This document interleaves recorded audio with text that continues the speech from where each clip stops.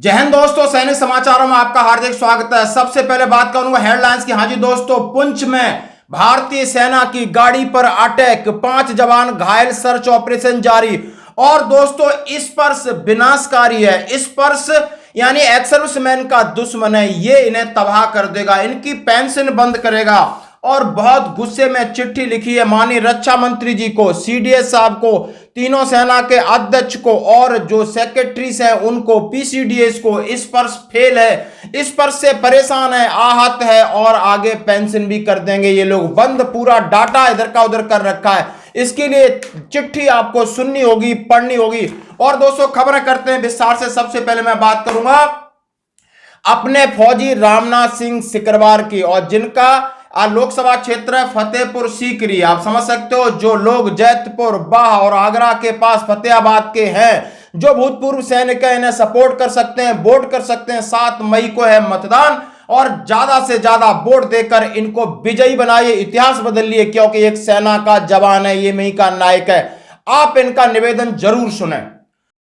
नमस्कार, मैं रामनाथ सिंह सिकरवार, कांग्रेस पार्टी प्रत्याशी, चुनाव चिन्ह हाथ के पंजे पर चुनाव लड़ रहा हूं। आप सभी से मेरी करवत प्रार्थना है कि 7 मई को हाथ के पंजे पर बटन नंबर 2 को दबाकर भारी बहुमत से विजयी बनाएं। धन्यवाद। दोस्तों जैसा कि आपने सुना होगा रामनाथ सिकरवार का, उन्होंने भावभीनी अपील की है सभी से, उन्होंने मोरल सपोर्ट की भी लिए कहा है। लेकिन खबरें करते विश्वास से सबसे पहले मैं स्पर्श की बात करूंगा। स्पर्श की बात आज करनी जरूरी है, क्योंकि ये 1.5 पेज की चिट्ठी है, वो आपके आंखें कान सब खोल देगी। उन्होंने कहा है कि पूर्व सैनिकों की सहायता करो और स्पर्श की विनाशकारी विफलता से हमें बचाइए। और चिट्ठी लिखी है, और ये तीनों सेना का एक संगठन है, उनके लिए लेफ्टिनेंट कर्नल आर.के. भरद्वाज जो ट्राई सर्विस एक्स सर्विसमैन के हैं, इनका नंबर भी आप बात कर सकते हो। चिट्ठी लिखी है रक्षा सचिव श्री गिरधर अरमाने साहब। आप उन्होंने कहा है कि पूर्व सैनिकों की सहायता करिए। स्पर्श के साथ रहने के बाद कोई यह कह सकता है कि जिस तरीके से इसे शुरू किया गया है, संकल्पित किया गया है, डिजाइन किया गया है, क्या ये सही सेवा दे रहा है? क्या आपका ये सॉफ्टवेयर सही है? क्या ये जो सेना के जवानों का मदद कर पा रहा है? इन्होंने सारी लताड़ लगाई है एक चीज की। महोदय, पूर्व सैनिक पेंशन भोगियों का व्यक्तिगत डेटा संबंधित एजेंसियों द्वारा जांच कराया गया है। संबंधित कार्यालयों द्वारा इसको काफी तरीके से ईपीपीओ भी जारी किए गए हैं। वर्षों से पेंशन प्रणाली की संपूर्ण कार्य प्रणाली को सुनिश्चित कर रहा है। विडंबना है कि पीसीडीए पेंशन स्पर्श स्टाफ द्वारा रक्षा लेखा महानिदेशक की अध्यक्षता वाले, उन्होंने कहा है कि इसके पर कोई ध्यान नहीं दिया गया है, कि इसमें बहुत सारी खामियां हैं और जितने भी विभाग हैं जो इससे संबंधित हैं पेंशन से, ये संतोषजनक काम नहीं कर पा रहा है। रिकॉर्ड कार्यालय भी काम नहीं कर पा रहा है। इससे बहुत सारी असमंजस की स्थिति पैदा हो गई है। पीसीडीए पेंशन की कार्य प्रणाली हमारी भविष्य की आवश्यकताओं को देखते हुए ये बिल्कुल सही नहीं है। आपको देखना होगा, आपने कहा कि आपने लाखों को माइग्रेट कर दिया है, उनके पास अभी तक आपकी आईडी नहीं पहुंची है, उनके पास पासवर्ड नहीं पहुंचा है। किसी को समझ में ये नहीं आ रहा है कि हमने लाइफ सर्टिफिकेट किससे भरना है, किसी को समझ में ये नहीं आ रहा है कि हमने अपनी पेंशन स्लिप कहां से लानी है।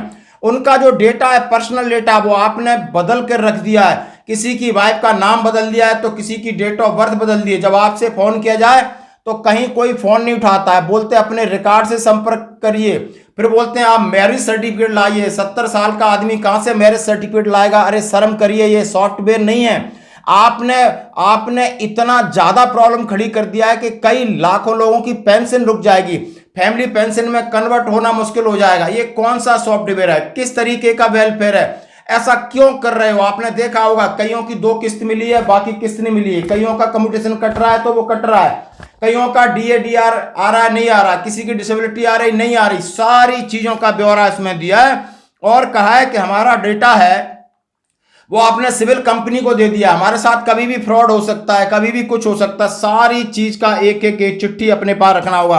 उन्होंने कहा है बैंकों से आपने व्यक्तिगत डाटा लिए जाना चाहिए था, यानी जब कि हमारा डाटा, हमारी डिस्चार्ज बुक की कॉपी, हमारी पीपीओ की सारी चीजें, हमारी बैंक की डिटेल बैंक में है, रिकॉर्ड की डिटेल पीसीडीए प्रयागराज में है, तो वहां से आपने क्यों नहीं ले रहे, उसको क्यों नहीं ठीक करा रहे? चलो कोई गड़बड़ी हो जाती, फिर उस सुधारने के लिए आप इंडिविजुअल के बोलते हो कि नहीं आप ऐसा करिए, आप वैसा करिए, कहां से जाएगा? सारी चीजों का ब्यौरा इसमें एक एक दिया है। बहुत बड़ी चिट्ठी है, मैं मोटी मोटी चीजें आपके साथ शेयर कर रहा हूं। उन्होंने कहा है सीजीडी एक धीमी गति से काम कर रहा है, ना ही इस पर कोई चीज अपलोड हो पाती है, ना ही ये सिस्टम, और लगभग इसको 2 साल हो गए। डेटा ट्रांसफर करते समय पर्याप्त सावधानी नहीं बरती गई, तो ऐसा लगता है कि कोई निजी कंपनी है, हमारा पूरा डेटा, हमारा बैंक अकाउंट सब ले जाके हमारे अकाउंट कभी खाली कर देगी। मतलब उन्होंने महोदय 30 लाख से अधिक पूर्व सैनिक पेंशन भोगियों को स्पर्श में स्थानांतरित कर दिया गया है। पीसीडीए पेंशन प्रयागराज और सीजीडीए द्वारा फ्लो चार्ट के डिजाइन सॉफ्टवेयर के विकास में गलतियां की गई थी। बाद में माइग्रेशन सुपरसोनिक स्पीड से किया गया। डेटा तो बहुत बेहतरीन तरीके से ट्रांसफर किया गया। इस पर अधिकांश भूतपूर्व सैनिक पेंशन भोगियों के संबंध में ये खाली गलत डेटा भी आपका ट्रांसफर हो गया है। उन्होंने क्या है कि इसके लिए भी कोई ऐसा, अभी आपने देखा कोई हेल्प सेंटर नहीं है, कोई चीज नहीं। उन्होंने कहा है कम से कम बैंक हैं, बैंक के अंदर ऐसा एक केबिन होनी चाहिए, वहां पर पेंशनर की संबंधी समस्याएं वो वहां से रिजॉल्व हो जाए। नहीं, सिविल में लोगों ने खोल के रखा है, वो भी कोई भी सीएससी सेंटर नहीं है जो प्रॉपर काम कर रहे हो। कोई फोन नंबर नहीं जो उठा ले और आपकी समस्याओं का समाधान कर दे, निदान कर दे।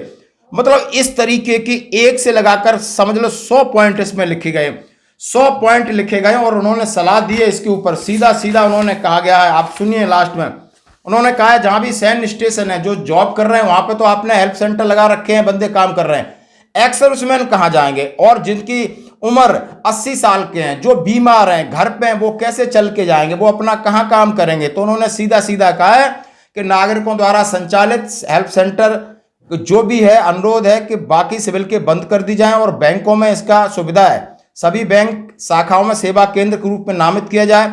हम ट्राई सर्विस आदरणीय गिरधर अरमानी रक्षा सचिव से अनुरोध करते हैं कि अपनी सेवा के दौरान पूर्व सैनिकों द्वारा प्रदान की गई सेवाओं के लिए राष्ट्र की एक महान प्रतिबद्धता के रूप में उपरोक्त निम्नलिखित बिंदुओं पर सहानुभूति विचार करें। राष्ट्र और भारत के नागरिकों की सुरक्षा, अखंडता और ये सब पूरी सबको कॉपी किया गया। आप देख सकते हो कितनी विडंबना है। यदि आपको ये लेटर चाहिए तो आप हमसे ले सकते हो। और मैं आप बढ़ते हैं अगली खबर की तरफ। दोस्तों, जैसा कि मैंने स्टार्टिंग में बताया था कि जम्मू कश्मीर के पुंछ में सेना के काफिले पर आतंकी हमला, इंडियन एयरफोर्स के 5 जवान घायल और सर्च ऑपरेशन जारी। चाहे एबीपी न्यूज हो, आज तक न्यूज हो, सबने इसको प्रमुखता से दिया है और इसके ऊपर काफी टीका टिप्पणी भी हुई है कि आखिर हम नेता एक तरफ चुनाव में वादे बड़े बड़े कर रहे हैं, बड़ी बड़ी बातें कर रहे हैं, झूठ बोले जा रहे हैं, लेकिन जो जम्मू कश्मीर की स्थिति है, आंतरिक स्थिति, उसके ऊपर कोई ध्यान नहीं दे रहा है। जैसे कि जम्मू कश्मीर के सुरनकोट, हम सभी जानते हैं, आतंकवादियों ने भारतीय वायुसेना के काफिले पर हमला किया जिसमें 5 जवान घायल हो गए। स्थानीय राष्ट्रीय राइफल यूनिट के इलाके में घेराबंदी तलाशी अभियान शुरू हो गया है। इस साल फोर्स पर आतंकियों का पहला बड़ा हमला, यानी अब 2024 का सबसे बड़ा हमला है। पिछले साल सेना पर सिलसिलेवार आतंकी हमलों का गवाह, इसी इलाके में ज्यादा हमले हो रहे हैं। हमले की तस्वीर भी सामने आई। सेना ने कहा कि सुरक्षा बलों ने जम्मू कश्मीर पुंछ जिले में आतंकवादियों ने भारतीय वायुसेना के काफिले पर हमला किया। स्थानीय जो राष्ट्रीय राइफल यूनिट के इलाके की घेराबंदी कर ली है। वाहनों को शाह सितार के पास सामान्य क्षेत्र में एयरबेस के अंदर सुरक्षित कर दिया गया है। सैन्य कर्मियों को चोटें आई हैं। हमले में अभी तक किसी बड़े नुकसान की खबर नहीं है। घायल जवानों को इलाज के लिए अस्पताल ले जाया गया है। आज शनिवार को ही जम्मू कश्मीर के अनंतनाग में दर्दनाक हादसा हुआ जहां बेरीनेग इलाके में सेना की गाड़ी अनियंत्रित होकर खाई में गिर गई। इस घटना में सेना के जवान की जान चली गई और लगभग 9 लोग घायल हुए। दोस्तों, यह है एक सैनिक का जीवन। आप देख सकते हो, हम भगवान से प्रार्थना करते हैं कि जिन जवानों को चोटें आई हैं वो जल्दी से जल्दी स्वस्थ हों। आप सामने गाड़ी देख सकते हो, गाड़ी के शीशे के ऊपर सामने से फायरिंग की गई है, हाइट से देख सकते हो। डाइटन गाड़ी है और आगे बुलेट किस तरह दिख रहे हैं। कर्नल अमित शाह लिखते हैं कि पुंछ के 7-17 इलाके में आतंकियों ने भारतीय वायुसेना की गाड़ी पर घात लगाकर हमला किया।